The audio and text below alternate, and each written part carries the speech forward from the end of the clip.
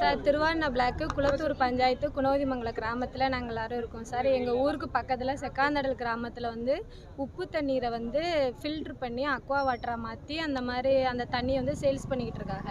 அதுலேருந்து வர்ற கழிவு தண்ணீரை வந்து எங்கள் ஊரோட எல்லையில் இருக்க ஒரு ஊரணியில் அவங்களோட அந்த ஊரணியில் விட்டு ஃபில் பண்ணியிருக்காங்க. அதனால வந்து எங்கள் ஊர் கோயில் எல்லா இடமும் உப்பு இது பண்ணி ரொம்ப உப்பரிச்சு இது பண்ணிடுச்சு. அது போக நல்ல தண்ணியும் என்ன ஆயிடுச்சுன்னா அந்த உப்பு தண்ணி கலந்து நல்ல தண்ணி கூட இப்போ உப்பு தண்ணியாக மாறிக்கிட்டு வருது. அது போக நாங்கள் வந்து குளிக்கிறதுக்கு எங்கள் எல்லையில் ஒரு ஊரணி இருக்குது. அந்த ஊரணிலையும் அந்த தண்ணி ஃபுல்லாக இறங்கி அந்த குளம் ஃபுல்லாக வந்து ஸ்பாயில் ஆயிடுச்சு.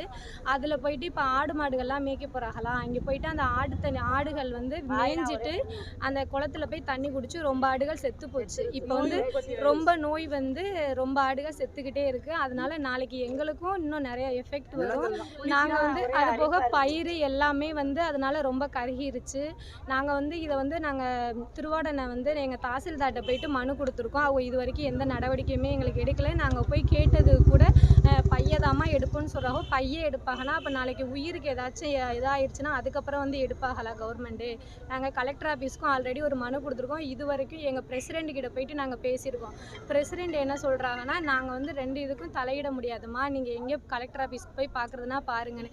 எங்களுக்கு யாருமே சப்போர்ட் கிடையாது. எங்கள் பிரசிடெண்டாக இருக்கட்டும், எங்கள் தாசில்தாராக இருக்கட்டும், யாருமே விஓவாக இருக்கட்டும், யாருமே எங்களுக்கு வந்து சப்போர்ட் கிடையாது. அதோட நாங்களாம் சேர்ந்து சரி நாங்கள் கலெக்டர் ஆஃபீஸில் வந்து மனு கொடுப்போம்னு வந்திருக்கோம். நாளைக்கு எங்கள் ஊர் இப்போ என்ன செய்யணும்னா எங்கள் இதிலேருந்து வந்து எங்கள் ஊரை வந்து பார்த்து விசாரித்து எங்களுக்கு அந்த ஃபில்ட்ரு பண்ணுறதை வந்து தடுக்கணும். ஏன்னா நாளைக்கு அந்த கழிவு தண்ணீர் வந்து இப்போ எங்கள் கோயிலுக்கு வந்துருச்சு. எங்கள் ஊருக்கும் அதுக்கும் ரொம்ப டிஸ்டன்ஸ் கிடையாது. நாளைக்கு என்ன ஆகும்னா அந்த தண்ணினால எங்களுக்கு எஃபெக்ட் ஆகும், எங்கள் குழந்தைகளுக்கு ஏதாச்சும் முடியாமல் வரும்.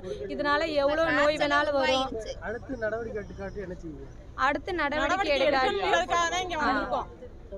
எடுக்காட்டி நாங்கள் போராட்டம் கூட. என் பேர் பிருந்தா. நாங்கள்